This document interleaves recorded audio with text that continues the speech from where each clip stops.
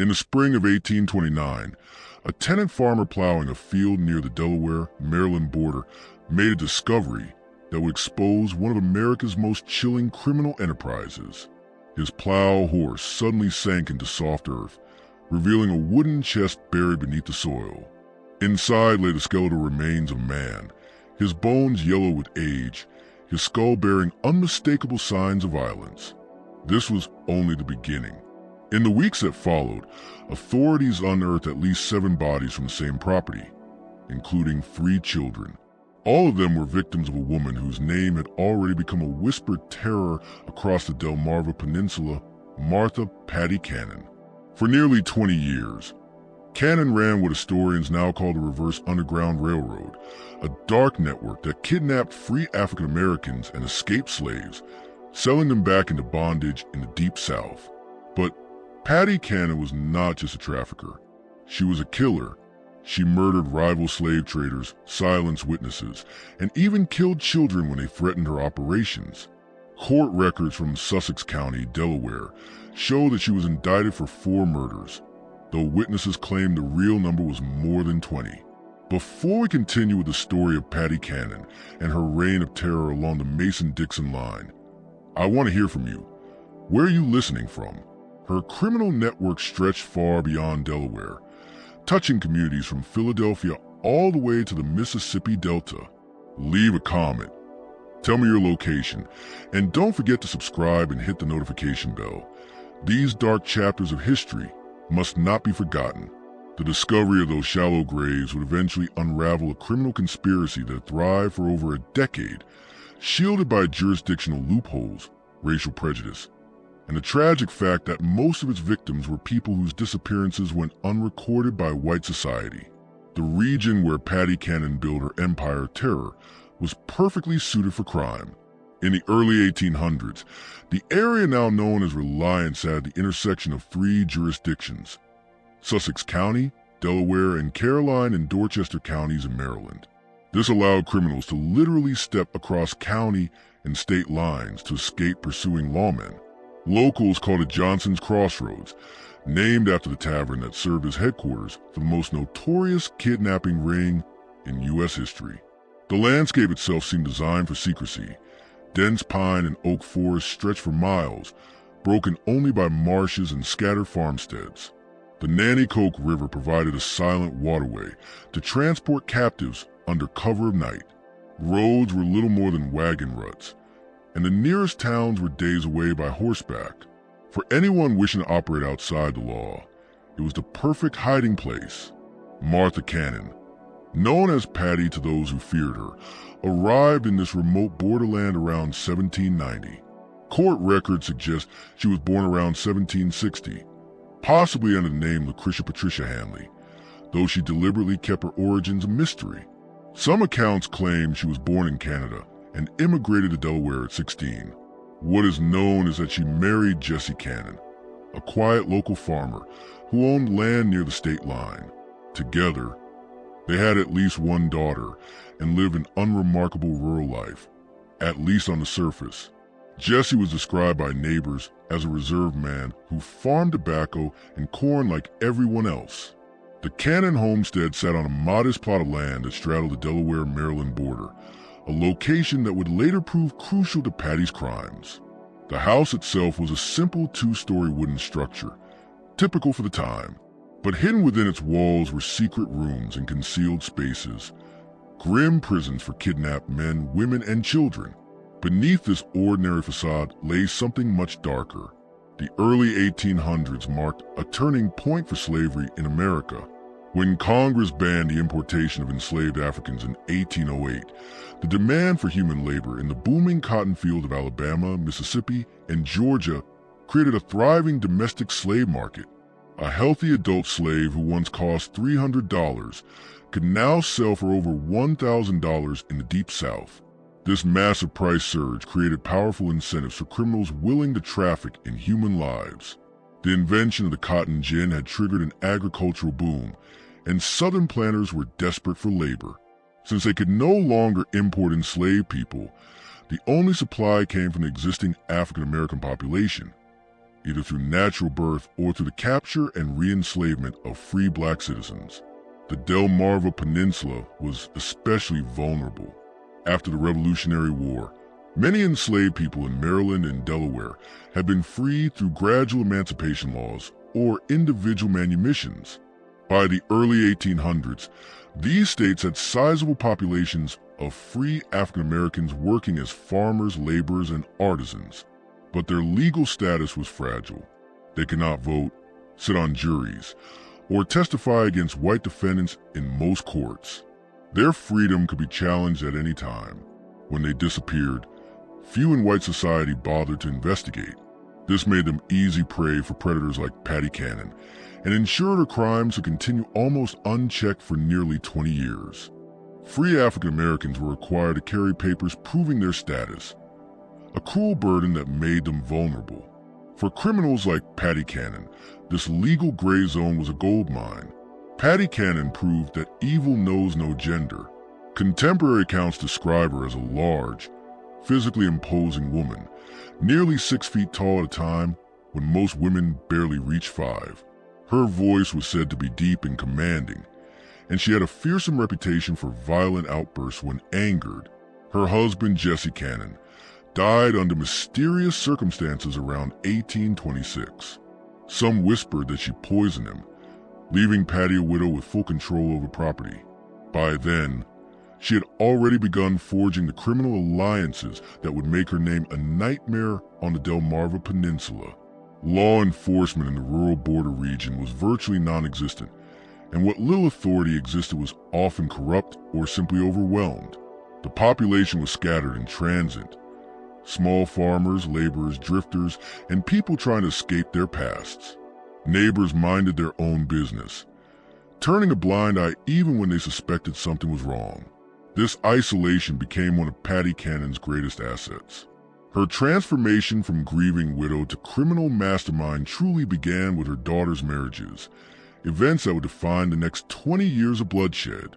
Both daughters married slave kidnappers. The first, Henry Brereton, was a blacksmith who secretly earned money by capturing free black men, women, and children for sale in the South. In 1811, Brereton was arrested and jailed in Georgetown, Delaware, for kidnapping, but escaped that same year. Brereton's work as a blacksmith gave him the perfect cover. He traveled from farm to farm repairing tools and shoeing horses, using these visits to scout potential victims. He took note of families with strong, able-bodied teenagers who would fetch the highest prices in southern slave markets. The methods were simple but cruel: deception, brute force, and the isolation of rural life. A common tactic was offering poor families employment opportunities for their children in distant towns, promises that ended with the victims chained in wagons headed south. It was shortly after Brereton's escape that the first documented murder tied to the Cannon family took place. Working with Patty Cannon and an associate named Joseph Griffith, Brereton lured a slave trader known only as Rigdell to Cannon's tavern. Their plan was brutally efficient: get him drunk, rob him of his cash and slaves, then kill him. Court records tell the grim story. Rigdell was shot during the robbery. Brereton and Griffith were captured, tried, and hanged on April 13th, 1813. Patty Cannon, however, escaped prosecution. Rigdell's murder marked a turning point. Until then, the Cannon family had mostly provided shelter and assistance to kidnappers. Now, they had crossed into organized, cold-blooded murder. The use of the tavern as both trap and burial site would become a grim pattern. The public execution of her son-in-law didn't stop Patty.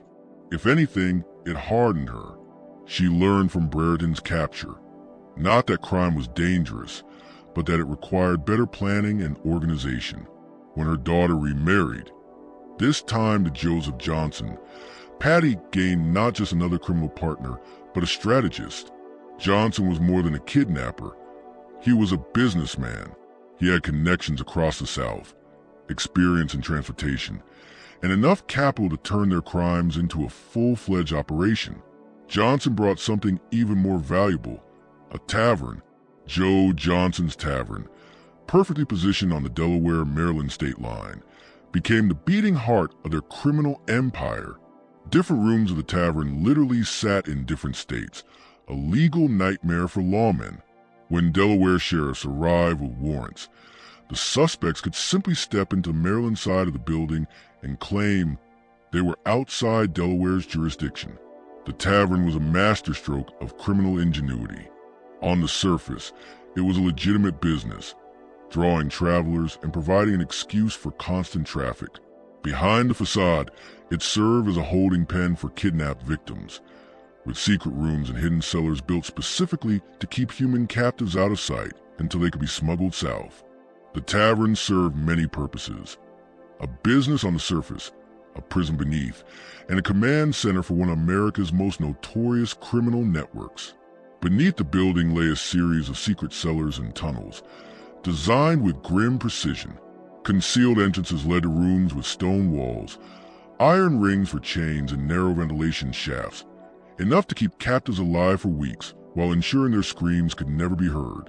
Patty Cannon and Joseph Johnson's gang was unusually diverse for its time. It included white outlaws like Henry Carr, mixed-race decoys like John Purnell, who used multiple aliases, and even enslaved people forced to help capture others. This diversity was deliberate. Black and mixed-race members could approach potential victims without immediately raising suspicion, while white members negotiated with Southern buyers. Purnell was especially valuable. Described in court records as yellow or mulatto, he could pass as either a free person of color or a light-skinned white man. This ability to blend between communities made him an ideal scout, identifying vulnerable targets and luring them in. By the 1820s, the Cannon-Johnson operation had grown into a sprawling network, stretching from Pennsylvania to Louisiana. They had documented buyers in Alabama, Mississippi, and Georgia, and a steady pipeline of human cargo. One of their most determined enemies was Mayor Joseph Watson of Philadelphia, a Quaker who took the abductions personally. By 1825, he had begun systematically investigating the disappearances of free black citizens, tracing them back to the Delmarva Peninsula. His reports revealed the shocking scale of the conspiracy: dozens of kidnappings every year, many tied directly to the Cannon gang. Victims were carefully selected. Young adults brought the highest prices, but children were also valuable. They could be trained and would provide decades of labor. The gang kept intelligence on families, noting who was poor, who had recently lost work, and who might be tempted by offers of employment far from home. One of the most chilling accounts comes from Lydia Smith, a 25-year-old free woman kidnapped in 1825. Her court testimony describes months of terror. She was attacked while walking alone near Philadelphia, overpowered, chained, and blindfolded. For days she was transported in a wagon to the Delaware-Maryland border. Upon arrival, she was locked in a secret room beneath Cannon's house, and quickly realized she was not alone. Lydia later recalled that the underground chambers often held dozens of captives at once, chained separately, with men, women, and children confined to different sections. Food was scarce.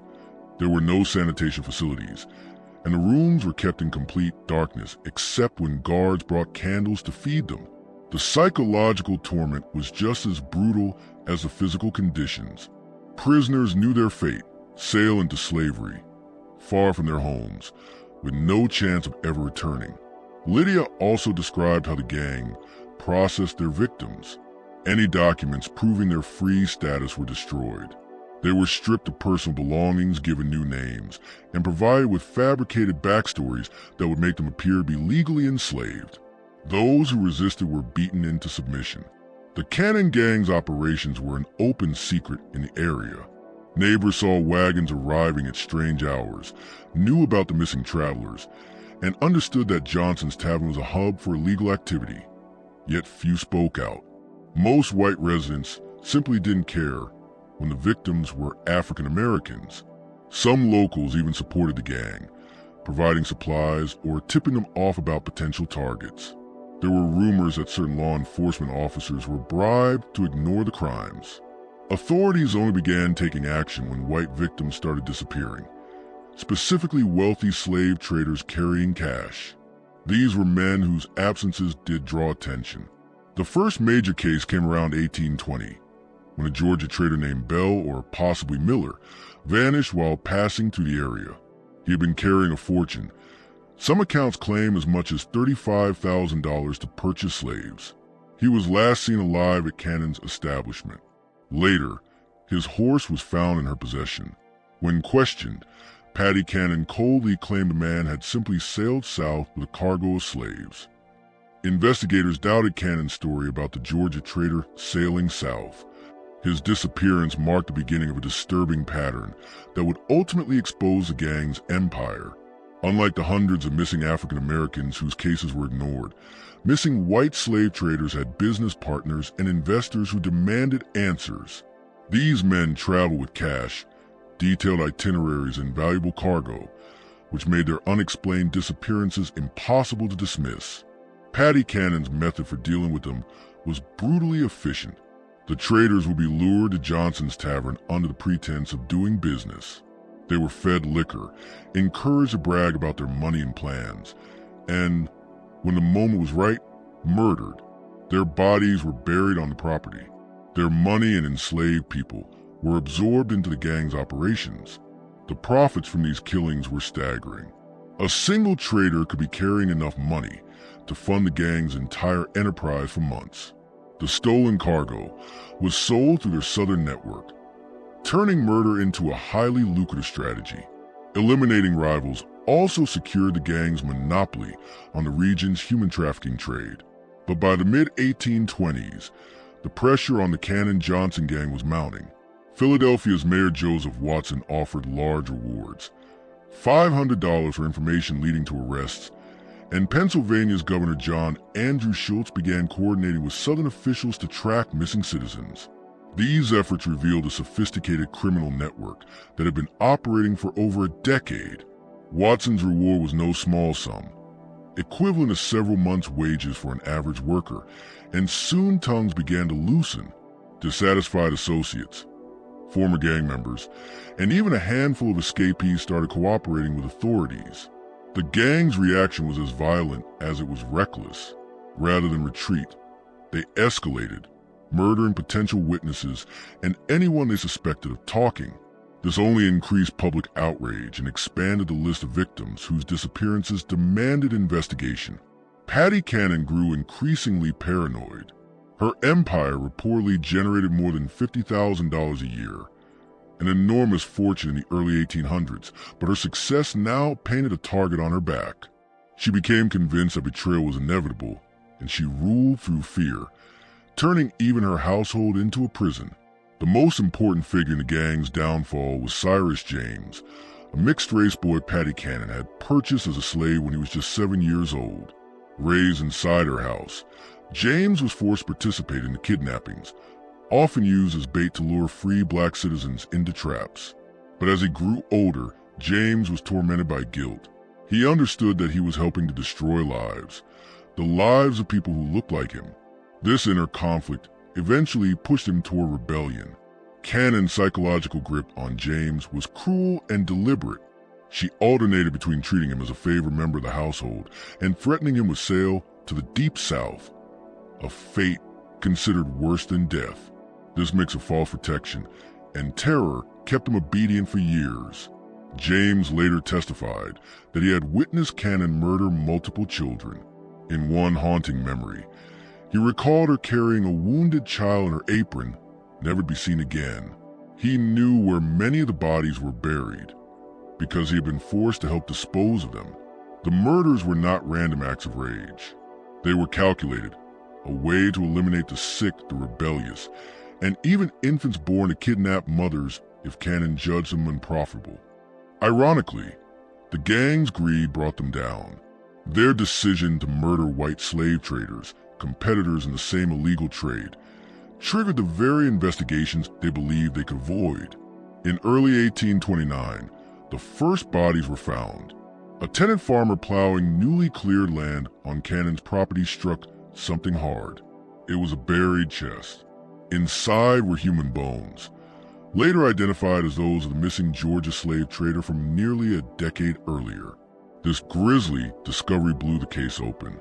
The discovery of the first chest in early 1829 triggered a full-scale investigation that would finally dismantle Paddy Cannon's empire. The farmer who made the grisly find had been plowing newly cleared land that Cannon once rented out for extra income. The area had long been avoided due to flooding, but after weeks of dry weather, it was finally suitable for farming. When the farmer's plow horse suddenly sank into the ground, he assumed he had struck an old well or a natural sinkhole.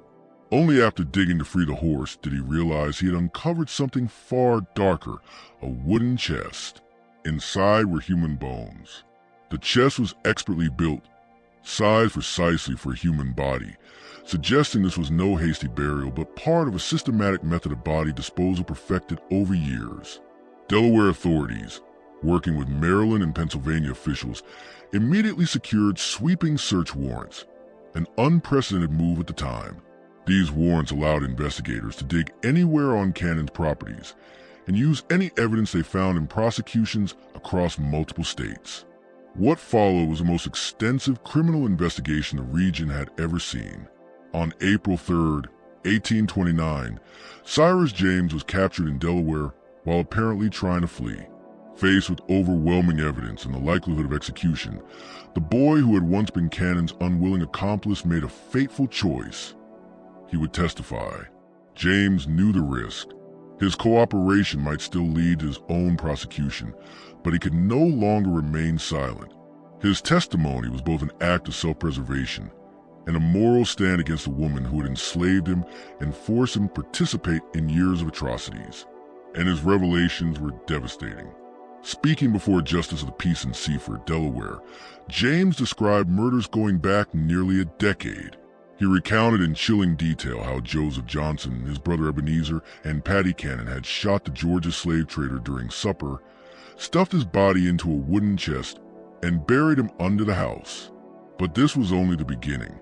James guided investigators across the property, pointing out graves and describing the fate of those buried there.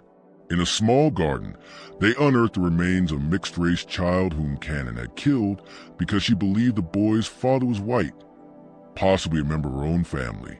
The fate of the boy's mother was never confirmed, leaving open the horrifying possibility that she too was murdered. Additional graves were uncovered, each containing skeletal remains inside wooden boxes of similar construction, suggesting they were deliberately built for this purpose. James identified one skeleton as belonging to a child he had seen Cannon beat to death with a piece of wood. Another belonged to an adult whom the gang believed to be free and therefore valuable. What investigators uncovered was not merely a criminal operation. It was the work of a serial killer. The locations of the graves formed a deliberate pattern. The chests were carefully built, the burials planned with precision. Forensic examination suggested that some victims had been buried alive. As word of the investigation spread, the community's fear of Cannon began to break. Witnesses who had remained silent for years finally came forward. Neighbors described seeing suspicious wagons arriving at night, hearing muffled cries, and being threatened into silence. Piece by piece, a decade of murder and kidnapping was laid bare, and the image of Paddy Cannon as a feared but untouchable figure crumbled forever. The witnesses kept coming. Among them was Thomas Freeman, a free African-American who had narrowly escaped the gang in 1827. He told investigators how he'd been promised work on a Georgia plantation, offered free transportation and good pay. At first, everything seemed legitimate. The man who approached him was well-dressed, polite, and convincing. But during the journey south, Freeman began to notice inconsistencies in his escort story. Trust turned to fear. During a rest stop, he took his chance, slipped into the woods, and spent days hiding before finding his way back to Philadelphia. His testimony exposed just how sophisticated the gang's recruitment schemes were, and how many victims had fallen for their trap. By this point, the investigation stretched far beyond Delaware. Maryland authorities were combing through properties owned by gang members. Pennsylvania officials were documenting disappearances, and even representatives from Washington, D.C. were taking interest. For the first time, law enforcement was treating the Cannon-Johnson network as what it really was, an interstate criminal conspiracy. This cooperation marked one of the earliest examples of coordinated, multi-state efforts against organized crime in U.S. history. On April 13, 1829, a Delaware grand jury of 24 white men handed down 4 indictments for murder against Patty Cannon. It was a landmark moment. The first time any member of the Cannon gang faced serious legal consequences for the murders of African Americans. The charges were unusually specific. The murder of an infant girl, April 26, 1822. The murder of a young boy on the same date. The murder of an adult man, October 1st, 1820. And the murder of a black boy, June 1st, 1824. Each count carried the death penalty.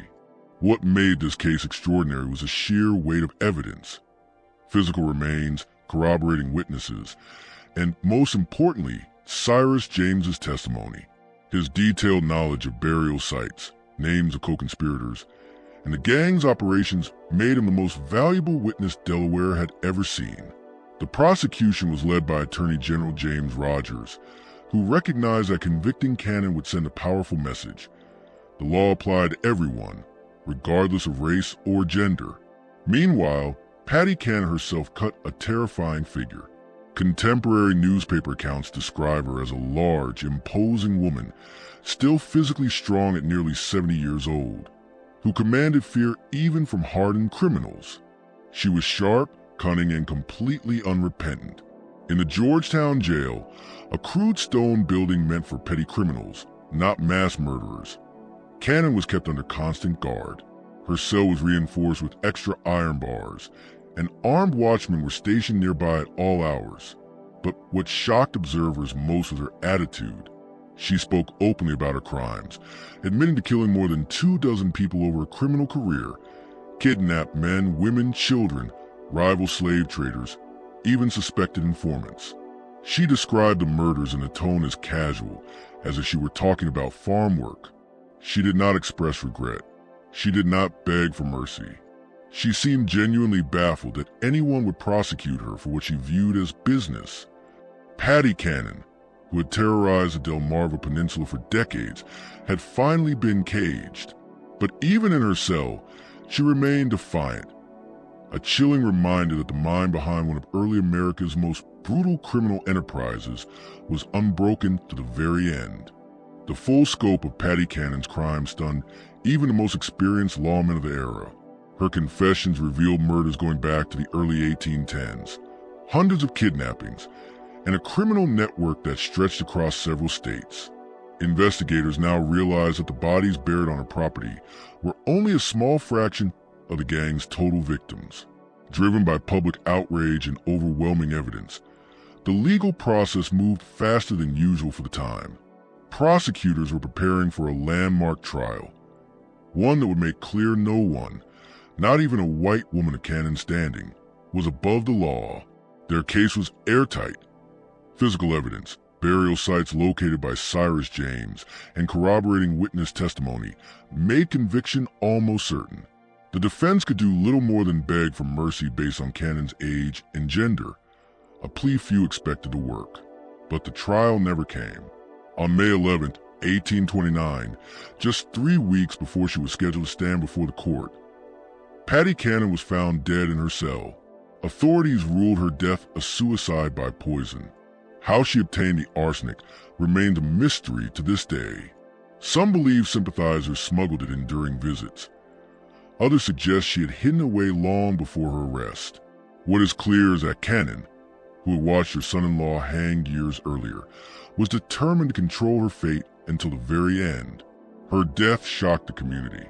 Guards found her lying on the cold stone floor of her reinforced cell, the small vial hidden in her clothing as the only clue to what had happened. There were no signs of a struggle. Cannon's suicide denied the victims' families the justice they had waited years to see, but also ended one of the most brutal criminal enterprises in early American history. Her death effectively dismantled the reverse Underground Railroad that had operated along the Delmarva Peninsula for nearly 2 decades. The hunt for her accomplices continued, but results were mixed. Joseph Johnson, Cannon's son-in-law and closest partner, fled south, likely to Alabama or Mississippi, with his brother Ebenezer. They escaped justice and were rumored to continue trafficking operations in the Deep South. Only Cyrus James, the boy forced into the gang service, remained. Because of his cooperation, Delaware courts granted him freedom and protection. He relocated to Pennsylvania, where abolitionists helped him start a new life. Some later accounts claim he became part of the Underground Railroad, using his knowledge of smuggling routes to help free enslaved people instead of capturing them. A powerful act of redemption. Historians estimate that the Cannon-Johnson gang kidnapped between 500 and 1,000 free African Americans, trafficking them into slavery in the Deep South. In today's money, their operations generated millions of dollars, but the true cost was measured in shattered lives and stolen futures. Families were torn apart. Children were sold hundreds of miles from their parents. Communities lived in constant fear. The investigation revealed that the Cannon gang had been part of a much larger criminal network, spanning from New York to Louisiana, taking advantage of weak laws and jurisdictional confusion to operate almost unchecked for years. Patty Cannon's death may have closed her chapter, but the scars she left on the region and on American history ran deep. Patty Cannon's story did not end with her death. At first, her body was buried quietly in the Georgetown jail graveyard. No ceremony, no words, as if the community wanted to erase her name from memory. But fate had other plans. When the land was later turned into a parking lot, her remains were dug up and reburied in a potter's field near the new prison. In a macabre twist, her skull was separated from the rest of her body and put on display over the years, even loaned to the Dover Public Library as late as 1961. This eerie fascination with Cannon's remains showed just how deeply her crimes had scarred Delaware's history. Her legacy goes far beyond her murders. Patty Cannon's reign of terror revealed how systemic violence, racism, and legal loopholes could be exploited to destroy lives. The reverse Underground Railroad she ran was the dark mirror image of the networks that helped enslaved people find freedom, a chilling reminder that for every story of liberation, there were countless untold stories of re-enslavement. Historians still study her case as a perfect example of how crime can thrive when the law is weak and society looks away. For nearly 20 years, Cannon operated openly, protected by indifference, greed, and the idea that free black lives simply didn't matter. Only when white victims began to disappear did authorities act. The area once known as Johnson's Crossroads was so haunted by its connection to Cannon that the name was eventually changed to Reliance, an attempt to bury the past. Property values stayed low for decades. Families moved away rather than live in a place forever linked to horror. But if there's a silver lining to this dark story, it is that Cannon's trial, even though she died before it concluded, marked a small shift in legal thinking. For the first time, Delaware prosecutors saw justice for African American victims, sending a signal that even the most powerful could be held accountable. Her crimes became powerful evidence for the growing abolitionist movement, a reminder that slavery was not just immoral, it was a system that bred kidnapping, murder, and lawlessness. Today, Patty Cannon's name lives on in books, folklore, and ghost stories, often blurred with legend. The house where she committed her crimes was torn down in 1948, but curiosity seekers still visit the site, seeking to feel the lingering presence of the terror she caused. Her story is a chilling lesson. Evil flourishes when society looks away. Justice came too late for many of her victims, but remembering them keeps their suffering from being erased. So what do you think? Do you believe the full truth about Patty Cannon's network was ever uncovered? Or are there still secrets buried in the fields of Delaware? If this story fascinated you, leave a comment below, share with a friend who loves true crime, and subscribe for more forgotten horrors from America's past. In the next video, we'll explore another story that proves truth can be far more terrifying than fiction.